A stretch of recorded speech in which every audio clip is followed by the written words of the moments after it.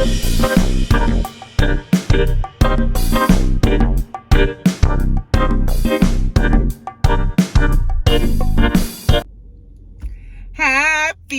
Friday to ya.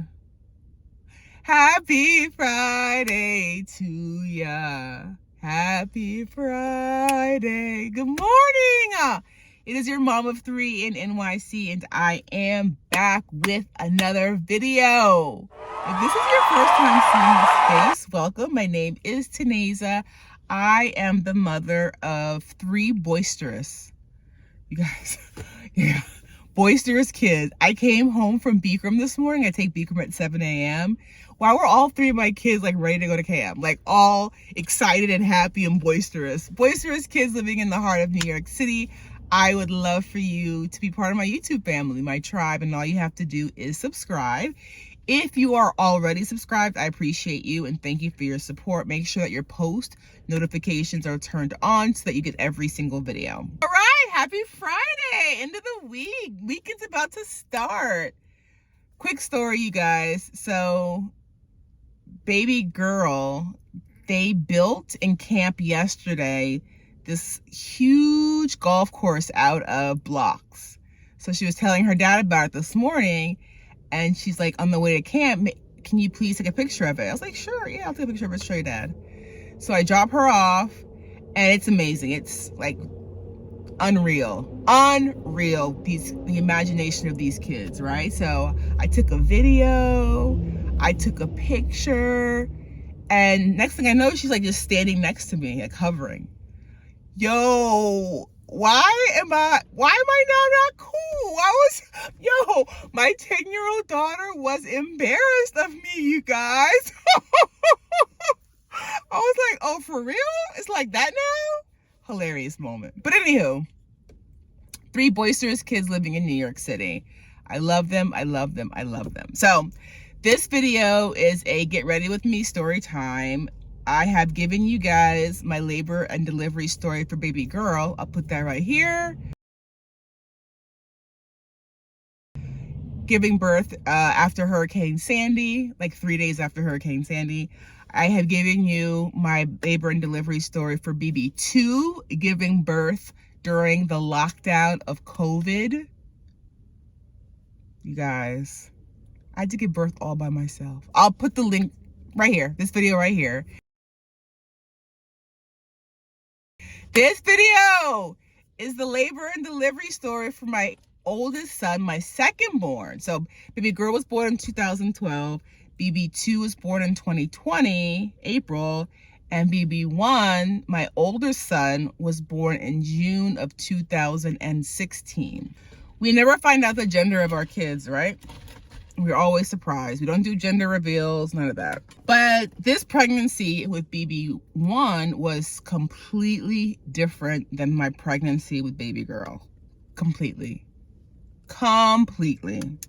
With baby girl, I only gained 10 pounds. She was 7 pounds, 2 ounces.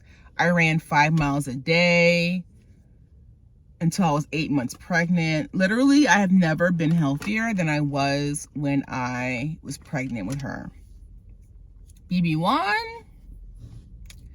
it felt like he was just sucking the life out of me. Like, he required so much, you guys. I literally ate 5 times a day. I'm not even exaggerating. Like full, not like, oh, snacks, some popcorn, some fruit. No. I would be eating bagels with salmon and cream cheese, bowls of chili. I was eating so much, tribe, my mouth was tired of chewing. That's how much, and I couldn't not eat. Like, right, I don't feel like eating, but I'm ravenous. If I were to then not eat, do you know that I would get the worst migraine headaches? The worst headaches. And so then the only way to not get these headaches and to not feel hard was to feed him. And even now, he just turned 7 last Saturday. He eats like a grown man. My 7-year-old eats like he's a grown man, literally. And so I was just super heavy. I don't know exactly how much weight I gained. We'll see if I feel brave enough to include the picture here of how huge I was. I was comparing it. In comparison, I was just, whew. And again, I was just always eating. I was always hungry. And again, it couldn't be like some cute fruit. No, it had to be a full meal. And that's completely different than baby girl. I literally had the same breakfast every morning. I had a bowl of oatmeal and a half a grapefruit. And then I'd do a salad for lunch. And then I would do a lean meat with vegetables for dinner, literally every single day. That was my go-to. I'm a creature of habit. With BB1, I was just eating so much stuff, you guys. Oh my goodness, so much stuff. So it was a very, very different experience. When he was born, he's 8 pounds, 14 ounces. But go back to the pregnancy. So BB1 was due on June 16th, 2016. But my due date came and went. And the plan was to induce me if I went a week overdue, right? And so I went in I was getting routine ultrasounds with a specialist, and it was a Friday, and it was now the day after his due date, so it's June 17th. And Hubsters was with me. Like, he's the most amazing husband ever. But anywho, he was with me at this weekly ultrasound, and it was Friday. It was a 10 a.m. appointment. I will never forget it. And they checked me, and then they got another doctor, checked me again, and my amniotic fluid, so the fluid surrounding the baby in my womb, was dangerously low. It was so low, in fact, they said you have to go straight to the hospital. Literally. So my appointment was in Union Square, like 14th, I want to say 14th and what avenue? Probably between like maybe Broadway. And then the hospital I gave birth in Beth Israel was like 3 or 4 blocks west of that. So went in for like a routine weekly check-in. Turns out, so I have nothing with me. I'm not prepared. I came in for a checkup just to check on the baby. And it turns out my amniotic fluid is too low, dangerously low. I'm going to be induced. They said, go straight when you leave here, we're going to call them. You go straight to the hospital. You're being induced today. So I was definitely a little bit shocked, a lot of bit shocked actually, because that was not, when I woke up that morning, I was not planning on having a baby that day. And me being I don't want to sound like fat phobic, but the fat kid I was during my pregnancy, on the way to the hospital,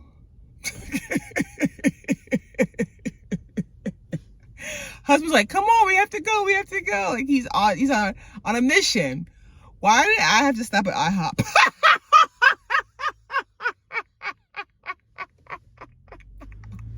You guys, I was so hungry. And once you began the induction process, they're not going to feed you until after you deliver. So I was like, listen, I'm sure I already eaten by then. It's like 11 o'clock. I had already eaten by then. Right? I did not miss a meal. So now it's like 11:30, right? We're on our way to the hospital, and like we walk by the aisle, we have to go in and eat. Like it was too early. Hubsters didn't even eat anything. He didn't even get me food. It's like 11:30, right? So it's not even lunchtime yet. So on the way, walking west on 14th Street, there's an IHOP. We stop in the IHOP. I literally sit down. Even though they say go directly to the hospital, you're being induced immediately. I had to eat first. Like, that's how hungry I was all the time. And so I sit down in the IHOP and I order so much food, you guys. I order French toast, eggs, hash brown, bacon, grapefruit juice. Like, I ate a whole meal, right? Because I knew that I'm only going to be having ice chips once I start this process. So I do just that. I sit there and I eat a whole meal. Am I full? No. Am I satiated? Yes. So I ate the whole meal. And we get up and we walk the next 3 blocks to the hospital. Get to the hospital. They're like, oh, we were waiting for you. Yeah, I was eating. Sorry to keep you waiting. And so they start the induction process. And the first thing that they do, once I get changed and everything, and again, the girl has nothing. No hospital bag, nothing. And so they put the Foley balloon to kind of expand the birthing canal. So we start the induction around 1 p.m. So the appointment was at 10 o'clock. I was there for about an hour and a half. I stopped at IHOP, ate the full meal, got to the hospital, got admitted. Once I'm changed into the hospital gown, labor and delivery ward, hooked up to the machines, it's 1 o'clock once they start the induction, right? And they tell me that it's going to be a long process. Like, the induction's going to be 24 hours. And I believe them because, baby girl, I labored for 33 hours for her. From the beginning of my labor until she was born, 33 hours. So she's like 24, and I was like, all right. So I told Hubsters, like, you know, it's going to be a long process. Just go home and put some stuff together. He had to go move the car and get a bag for me, right? And so they put the Foley balloon in. It does its thing. It helps me to dilate a few centimeters. Then the Pitocin starts, right? I want to say the Pitocin started like 6:37 that evening, right? And so people always ask me the difference. Like, laboring by choice on your own is a completely different experience than being medically, what's a nice way to say it? Medically driven. It's completely like, when your body naturally begins to go through contractions, it's completely different than you being given a medicine to put your body into contractions, if that makes sense. It's completely different. And part of my labor plan with baby girl was to walk, and I walked for 4 hours. I walked during labor, and that helped so much, as opposed to being not strapped literally, but having to lay in this hospital bed and your body being forced into labor. The pain was a lot worse, to be honest with you. It was a lot worse, and you had less control over it. And so I was given Pitocin. When I was given Pitocin, I was like 3 centimeters dilated, 2 to 3. And again, the nurse said, this is a 24-hour process. So in my mind, I was not planning on giving birth until the afternoon of the next day, of Saturday. And they started the Pitocin, and you guys, it did what it came to do, because your girl, I told her, I said, listen, I can feel, these pains are getting hard. Like, the labor was progressing, and she's like, oh, again, me being a woman of color, being aided by medical staff that were not of color, they did not respect my pain. When I say the contractions hit me, they hit me, and they were painful. And I finally had to just say, please check, please check, please check. Your girl was 6 centimeters dilated, you guys, at 7 o'clock at night.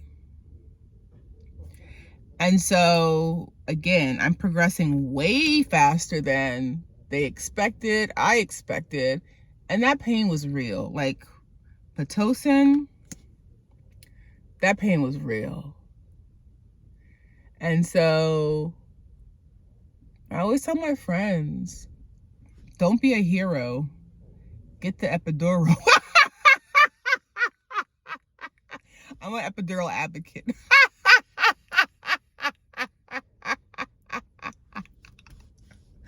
I I am an epidural advocate. So again, I'm now 5, almost 6 centimeters dilated. Only a few hours into this process, and they asked me, absolutely yes. That's the game plan. Let's do it. He was busy that day, the doctor, the anesthesiologist, because it took, I want to say, like 45 minutes for him to come. Like literally. And got the epidural. And now it's 8:30. And I have some relief from the pain. I do have some relief. It does help. Takes the edge off. The contractions are still really, really strong and painful, but the epidural takes the edge off, right? And I can feel like the baby drop. I feel like the baby is lower. And so now it's like 9:30, and I told the nurse, like, I feel the baby. I feel the pressure down there. Like, I feel like I have to push. She's like, oh, sweetie, again, being a woman of color, my pain not being respected. I have given birth before, but even if I had not, I am telling you what I am feeling, and what I'm feeling is real. Tell me why, tribe. It's like 9:45. Why was I fully dilated? 10 centimeters dilated. And the epidural, I've heard, it can speed up the labor process. So when I started the induction at 1 p.m., I was told it'll be about 24 hours. And so now it's only been 8 hours, 8.5 hours, and I am fully dilated, ready to push. But remember, we are waiting on Hubsters. He had to go move the car. Hashtag New York driving, right? And he had gone to get me. He had gone to like move the car, get baby girl who was now 3 years old. She was 3. She turned 4 that November. To get her situated and move the car, just take care of stuff, right? So I'm like, oh, I want to wait for my husband, wait for my husband, wait for my husband. So he gets there, it's like 10 p.m. It's 10 p.m. at night. Again, I'm ready. I'm ready to go. I am ready to push. The epidural worked so well that I couldn't even feel how well your girl was pushing. Can I tell you that I began to push like 10:05 p.m. My son was born. I pushed 3 times. 10:11 p.m. on Friday, June 17th, 2016. Yay! My sweet boy. So he weighed 8 pounds and 14 ounces. So he's only 2 ounces away from a 9-pound baby. Beautiful. Oh, I'll insert some pictures here. Beautiful baby, head full of hair, looked just like his father. And again, we did not know the gender. And so that was fun. It's always fun giving birth and finding out what the gender is. And so again, my pain was real. My pain deserved to be respected. It was real. Being induced at 1 p.m., I was in labor and delivered 9 hours later at 10:11 p.m. And what's the first thing that was on my mind, you guys? Food. So of course, Hubsters had been talking on and off to my in-laws who live in Queens, all evening. So they're on their way to come meet the baby. And I was like, they have to bring me some food. I was like, it's almost 11 o'clock. I'm gonna get a sandwich. Like, please, at the hospital, please tell them I need a meal. I need some mashed potatoes, some vegetables, some chicken. Like, I need food. They came through. They went to a diner and they brought your girl a whole meal. When I talk about famished, I hadn't eaten since noon. That's 2 whole meals I missed. 2 whole meals. And so, what? Isn't it wild how you think back on your life and you think about your life experiences and you're like, wow, like that was a trip. That was a trip. Just from, having a 10 a.m. routine ultrasound to being told like your amniotic fluid is dangerously low, I go directly to the hospital. Because like, oh, let's go home and get my bag. He's like, no. No going anywhere but to the hospital. And, my hunger, my being so ravenous took over, and I stopped at IHOP for a full meal and being induced at 1 p.m. Thank God I moved quickly, because all the women that are induced out there, that's not easy. That pain, you have no control over it. And there's no walking through the pain, squatting through the pain. I could not leave that. Just to be held in pain, that's how it felt. I could not leave my hospital bed. Because it's high risk now. I could not leave my hospital bed. So I had to sit there while you are inducing labor, telling my body to go into labor, and then those contractions. Oh my goodness. Woo! Felt like my body was tearing apart, you guys. Tearing apart. Woo! Thank God. You think back and you're like, how did I do that? Ooh, God was with me. So, a healthy baby, 8 pounds, 14 ounces, 21.5 inches long. Such a sweet boy. A sweet baby. He latched on. I nursed all 3 of my kids. I nursed baby girl for 12 months, baby 1 for 12 months, baby 2 for 2 years, because he has a really, really, really, really harsh dairy allergy. But anyway, back to baby 1. He was due on June 16th. He came on June 17th at 10:11 p.m., born right here in Manhattan, Beth Israel Hospital. I had a good experience there. I did. Other than not being believed when I first got there about the pain level. And again, it progressed. You know your body. This is all the ladies out there. You have to advocate for yourself. You know your body. You stand up for yourself. It's not easy, right? Because who wants to have to advocate while they're in pain? But you deserve it. You deserve it. So bouncing baby boy, I gave birth on Friday evening and I was discharged. That's wild. Girl was born on a Friday morning and I was discharged on Sunday. I prayed. I always wanted a son. Oh my goodness. I've always wanted a son, and then God sent me BB1, my firstborn son. He's amazing. All right, so my makeup is on. I'm ready for my day. I hope that you have an amazing Friday. Any questions or comments, leave them down below. I answer every single question. I look forward to seeing you in my next video. Bye for now, tribe.